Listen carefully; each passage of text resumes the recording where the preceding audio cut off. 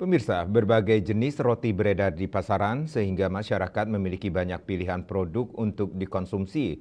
Namun, masyarakat dihimbau lebih berhati-hati sehubungan dengan adanya dugaan penggunaan bahan tambahan pangan atau BTP berupa natrium dehidroasetat pada produk roti.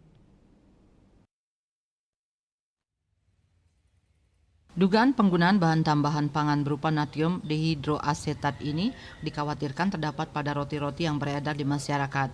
Hal ini diuji pada salah satu roti merek AOKA yang diproduksi PT Indonesia Bakery Family Bandung dan OKO yang diproduksi PT Abadi Rasa Food Bandung. Kepala Lokapom Buleleng, Rai Gunawan menyatakan dalam pengujian tersebut Badan POM telah mengambil sampel produk roti AOKA dari peredaran dan melakukan pengujian. Hasil pengujian menunjukkan produk tidak mengandung natrium dehidroasetat dan tidak ditemukannya natrium dehidroasetat di sarana produksi. Sedangkan pada roti OKO ditemukan natrium dehidroasetat tersebut pada sarana produksi.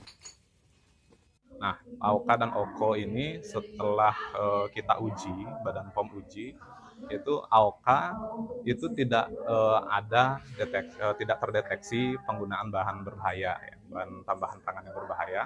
Nah, yang OKO ini yang terdeteksi. Nah, kita di Buleleng sesuai dengan arahan dari pusat juga, kita melakukan pengawasan mulai hari ini kita menyisir distribusi dari produk itu, dan sampai saat ini saya belum mendapatkan laporan adanya produk itu, tapi kita tetap melaksanakan pengawasan di lapangan seperti itu. Yang menjelaskan natrium dehidroasetat itu sendiri merupakan agen antimikroba namun tidak boleh dipergunakan untuk bahan tambahan pangan. Yasri Yuli, Bali TV.